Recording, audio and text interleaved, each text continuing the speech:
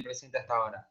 Dale, dale, dale, perfecto. Sí, no hemos tenido demasiados conectados en otros momentos, así que yo creo que va a andar más o menos por este Y número. sí, dale, un beso, gracias. Bueno, Chao, beso, chicos. chao, Juli.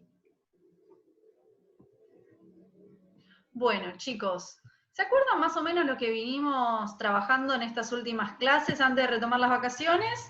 Tenía que ver con el recorrido que hizo el sector agrícola ganadero, ¿sí? A lo largo desde el comienzo de nuestra historia, ¿sí? Desde la fundación de nuestro país o desde la conformación del Estado argentino en 1880, y fuimos haciendo como un paneo general desde ese momento hasta la actualidad, pasando por sus tres modelos económicos, ¿sí? El Estado agroexportador, que en realidad estaba asociado a un Estado liberal, nuestro modelo productivo EASY, que es la industrialización por sustitución de las importaciones, que está asociado a un tipo de modelo económico de bienestar, ¿sí?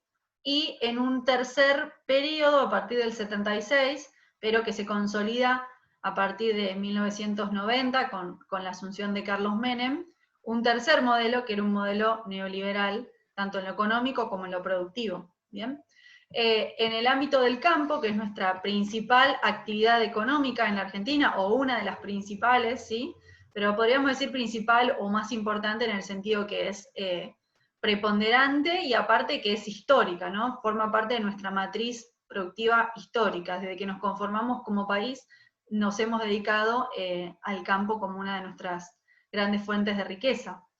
Y bueno, lo que fuimos estudiando, recuerden, fue cómo fue modificándose este sector agrícola-ganadero, gracias o a veces no gracias, sino solamente por la intervención del Estado, ¿sí? Cómo el Estado fue generando diferentes políticas públicas que intervino en el campo y de alguna manera interfirió en cómo éste llevaba adelante sus actividades o cómo se desarrollaba, ¿bien?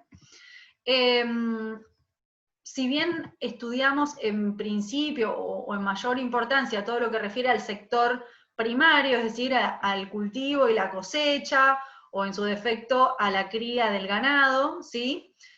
También el campo, digamos, forma parte de un circuito más amplio, que es el circuito agrícola-ganadera, que no implica solamente la actividad primaria, sino que también implica la actividad secundaria y terciaria, es decir, no solo la extracción de estas materias primas, ¿sí? Sino también todo lo que refiere a la manipulación, transformación, ¿sí? De estos productos para luego poder comercializarse, transportarse y comercializarse o distribuirse en el mercado, ¿sí? Entonces, todas esas etapas, desde el sector primario que se encarga de la extracción, el sector secundario que se encarga de toda la manipulación y transformación de las materias primas, hasta que se consolidan en un producto con mayor valor agregado y se transporta, se comercializa, se distribuye, etc., todo eso formaba parte del sistema o el circuito agroindustrial, ¿bien?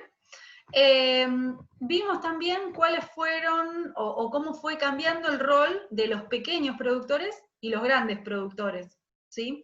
Que en un momento, cuando recién comenzaba Argentina a insertarse en el mercado mundial, me refiero a en el momento de Argentina como modelo agroexportador, teníamos una gran cantidad de grandes terratenientes que se dedicaban a la extracción de estas materias primas y en principio la exportación de las mismas, de la mano de capitales nacionales, pero también de la mano de capitales internacionales, que se dedicaban no tanto a la etapa o el primer eslabón, que es el sector primario, sino sobre todo a lo que respecta a la transformación y la distribución. Por eso recuerden los frigoríficos o los ferrocarriles, ¿sí? Que no son emprendimientos propios del sector primario, ¿sí? Sino más que nada del sector secundario y del sector terciario. Luego, durante el segundo modelo de bienestar, tenemos como un intento del Estado de priorizar a los pequeños productores por sobre los grandes productores, ¿sí? Piensen que durante el momento de bienestar lo que se buscaba era beneficiar a la clase trabajadora por sobre los grandes capitales internacionales o incluso algunos capitales nacionales. Pero Sin embargo, se pudo desarrollar en Argentina una industria nacional asociada al campo. Por ejemplo, Bunge y Born llegó a la Argentina, o Terrabuzzi, Bagley, y un montón de empresas grandes que estaban asociadas a la extracción, o sea, no tanto a la extracción de materias primas provenientes del campo y los alimentos, pero sí, más que nada, en lo que era la manipulación de estas materias primas para luego poder venderlas en el mercado, y obviamente que en este momento, sí, en el momento de modelo de bienestar, esa producción estaba pensada en un 100%, o casi en un 100%, no vamos a ser tan extremistas, al mercado interno. Recuerden que a partir del 45, ¿sí? sobre todo a partir del 45, con la llegada de Perón al poder, se va a dar un tipo de Estado en donde se va a priorizar el pleno empleo, ¿sí? Es decir, que toda la población tenga empleo, y una promoción o un intento de consolidar la industria nacional. Entonces, eso eran dos cosas que funcionaban en paralelo, ¿no? Si yo tengo más empresas, voy a tener más empleo. Pero no solamente el empleo provenía de las empresas, sino que también había mucho empleo público, es decir, mucha gente que trabajaba en el Estado, por lo cual era necesario que las empresas pagaran impuestos para luego poder generar todos esos ingresos para que el Estado pudiera pagarle a esos empleados, ¿sí? Entonces, tenemos un poco de todo durante este modelo. Empleo público, empleo privado, pero sí, digamos, como máxima o como premisa, la importancia de poder priorizar a los sectores más vulnerables, no solo de industrial o urbano, pero también dentro del sector del campo. Y en una última instancia, ¿sí? En el modelo neoliberal, era claro que en esta etapa se van a priorizar nuevamente las grandes multinacionales, grandes pools de siembra, ¿sí? Empresas transnacionales y capitales nacionales, es decir, empresas nacionales, pero de gran tamaño.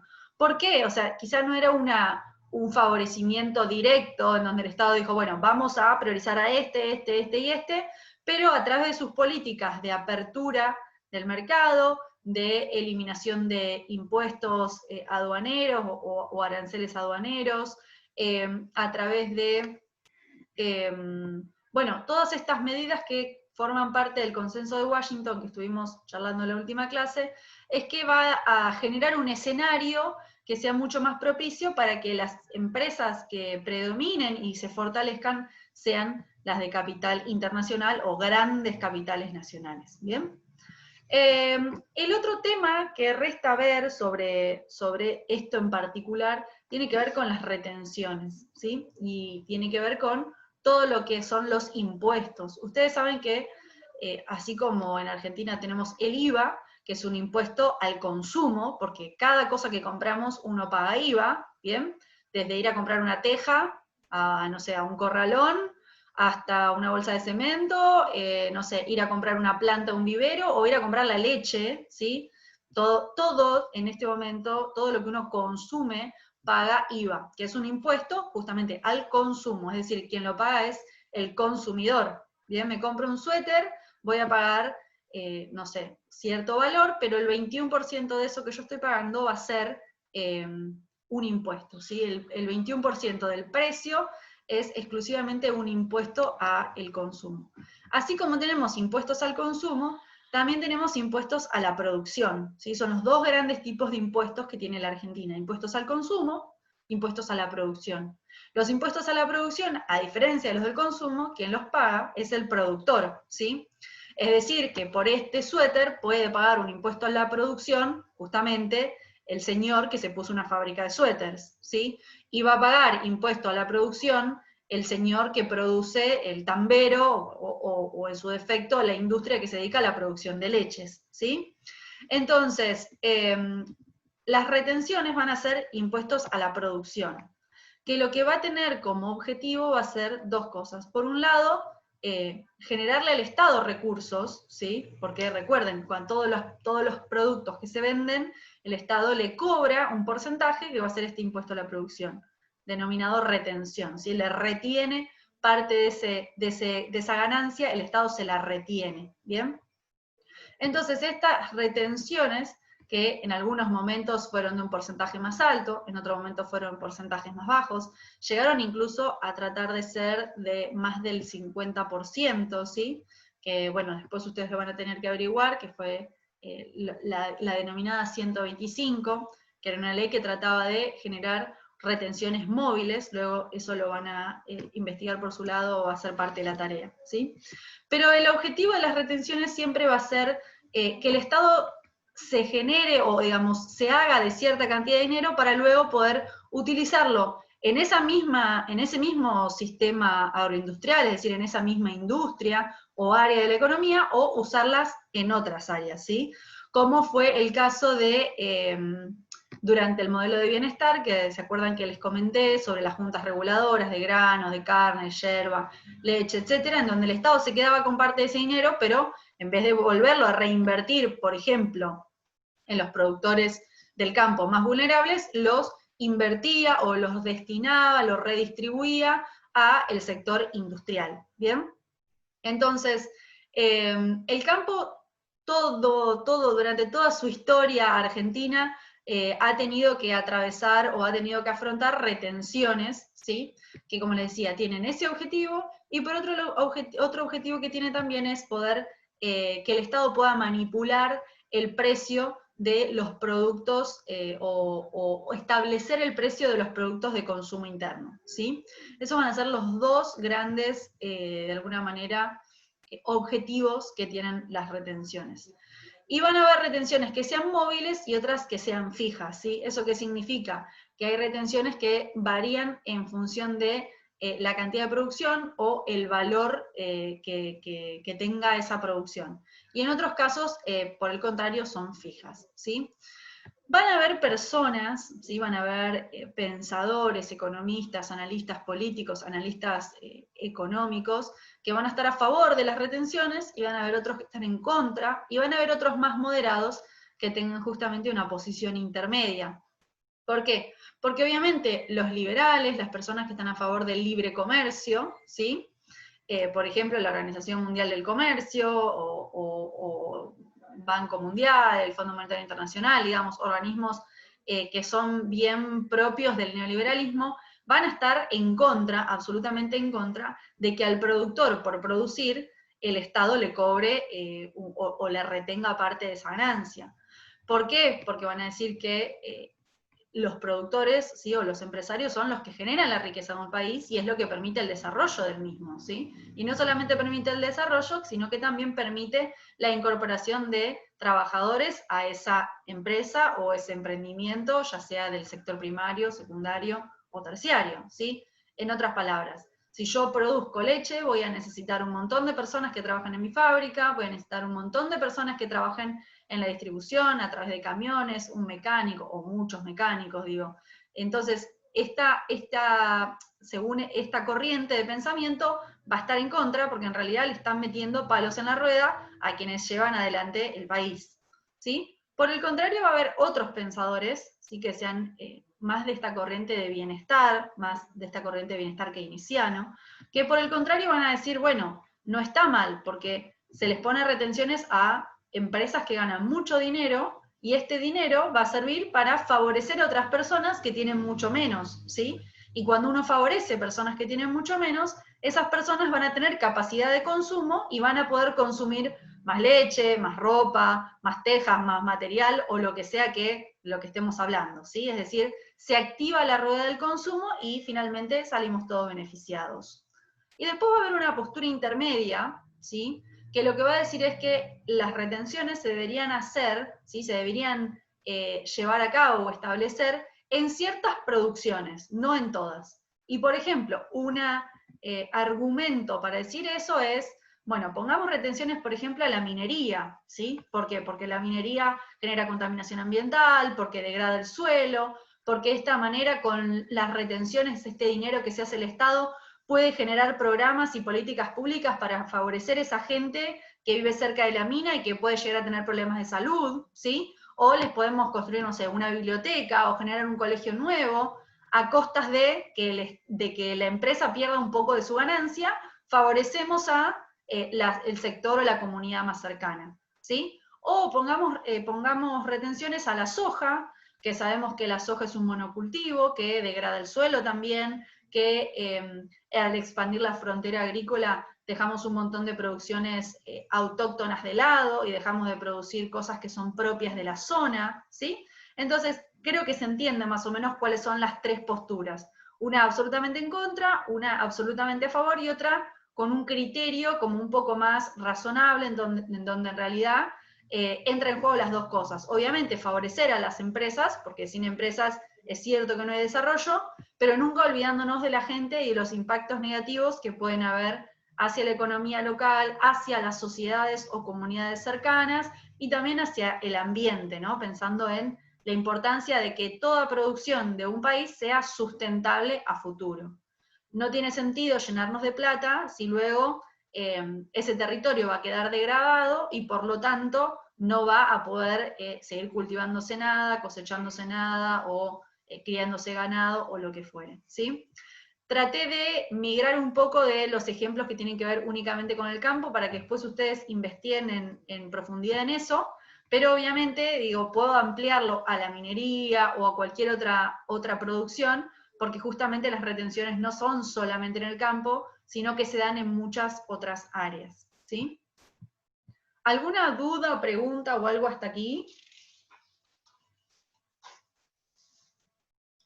¿Los estoy aburriendo mucho? ¿Vamos bien? Bueno.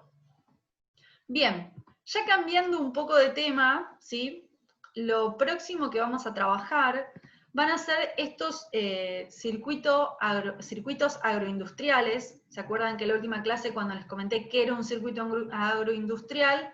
Es estos componentes o estos diferentes eslabones que conforman la producción de cualquier producto, valga la redundancia. ¿Sí? Que recuerden que les dijimos o que les conté, tiene que ver con un sector primario, un sector secundario y un sector terciario, todos trabajando en una especie de cadena, ¿bien? En donde la extracción de la materia prima, que va a ser el sector primario, obviamente ya de por sí es un producto vendible, porque yo puedo cosechar trigo y vender el trigo así, en bruto, pero también puedo procesarlo, ¿sí? Refinarlo, enriquecerlo con vitaminas, minerales o lo que fuere, y vender una harina, ¿sí? Pero obviamente para vender una harina necesito un transporte, necesito una comercialización, necesito un asesor de marketing, un montón de cosas que va a formar parte del sector terciario, que recuerden que tiene que ver con el sector de los servicios. A medida que va avanzando en esta cadena productiva, esta materia prima que se va a ir transformando, va a ir sumando valor agregado. ¿Por qué suma valor? ¿Sí? ¿Por qué suma valor? Porque se van incorporando nuevas acciones, ¿sí? Sobre ese producto. Y cada vez que se suma una acción, un refinado, qué sé yo, un empaquetado, un asesoramiento de marketing o lo que fuere, todo eso sale plata y por lo tanto, por cada una de esas manos que pasa y por cada una de esas acciones que se desarrolla, ese producto va a tener más valor, ¿sí? No sé si se acuerdan el año pasado que hablamos, por ejemplo, por ejemplo, la producción de ravioles, me acuerdo que habíamos dicho el ejemplo, ¿sí? No es lo mismo que yo venda harina o que yo venda, qué sé yo, ricota, a que venda los ravioles. Con la misma cantidad de materia prima, ¿sí? Si yo peso la cantidad de ricota, la cantidad de harina y la cantidad de nuez moscada y la cantidad de, qué sé yo, de queso que necesito para hacer los ravioles, si yo lo vendo cada cosa por separado, o si yo me dedico a la producción de los ravioles, no va a ser el mismo precio. ¿Por qué? Porque en el interín hubo una capacitación de la persona que lo realiza, un sueldo de esa persona que lo realiza, ¿sí? Un tiempo que ocupa ese cocinero o productor o lo que fuere, y todo eso va a sumarle valor, ¿sí? Pero también le va a sumar costos. Por lo tanto, en el momento de que ese producto final se venda, va a tener un precio mucho más alto, ¿sí? Entonces, de eso trata la cadena productiva, de un montón de etapas que va a pasar esa materia prima hasta llegar a consolidarse como un producto final y que lógicamente va a tener un valor mucho más alto que en un inicio, ¿sí? Este proceso obviamente va a variar dependiendo de qué materia prima tengamos para partir. No es lo mismo partir de un árbol para terminar haciendo un mueble, ¿sí? Que partir de una vaca para terminar vendiendo asado en una carnicería, ¿sí? O terminar vendiendo de algún producto cárnico, no sé, un chorizo o algún producto congelado, ¿sí? Como, qué sé yo, las hamburguesas Swift o cualquier hamburguesa patty, qué sé yo, una salchicha. Obviamente que los procesos van a ir variando, ¿sí? Entonces, lo que vamos a ir estudiando en esta próxima unidad van a ser los diferentes circuitos agroindustriales que se dan en Argentina, ¿sí? Tratando de localizarlos o de organizarlos en función de las zonas en que se producen estos circuitos. La gran división que vamos a hacer, el gran criterio de división, va a ser la zona pampeana, ¿sí? Y la zona extrapampeana, entendiendo que estas dos zonas son zonas muy diferentes. ¿Por qué? La zona pampeana es la zona en donde se producen la mayor cantidad de productos que se van a exportar. Mientras que los circuitos agroindustriales de la zona extrapampeana, ¿sí? Tanto la Patagonia como Cuyo, por ejemplo, van a salir de esas zonas o de esas regiones productos que en realidad sean en su mayoría para el mercado interno, es decir, para el consumo de los propios argentinos, ¿sí?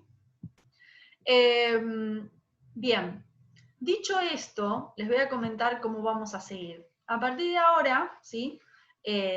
La próxima clase, vamos a hacer como un paneo general por los diferentes circuitos productivos, pero ustedes van a empezar a trabajar en un oral en donde cada grupo va a dar sobre la temática, es decir, yo les voy a dar un panorama general sobre estos diferentes circuitos, luego ustedes se van a poner en grupitos y van a armar orales y presentaciones donde van a profundizar el tema.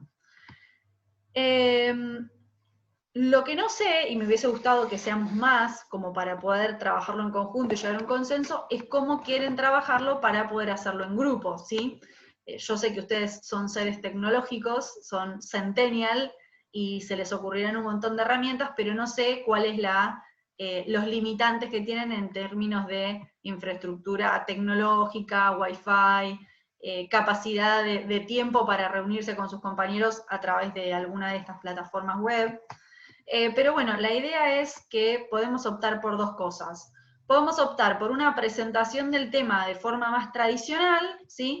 Que sería como lo venimos haciendo cuando nos podíamos juntar de forma presencial, ¿sí? Con una especie de PowerPoint, en donde todos cuentan, en donde explican el tema de forma teórica, y luego con diferentes pautas que yo les voy a dar, pero por ejemplo, van a tener que incorporar casos concretos de ciudades que se dedican a estos circuitos en específico que les toque, por ejemplo, el lechero o el vitivinícola, etcétera, etcétera.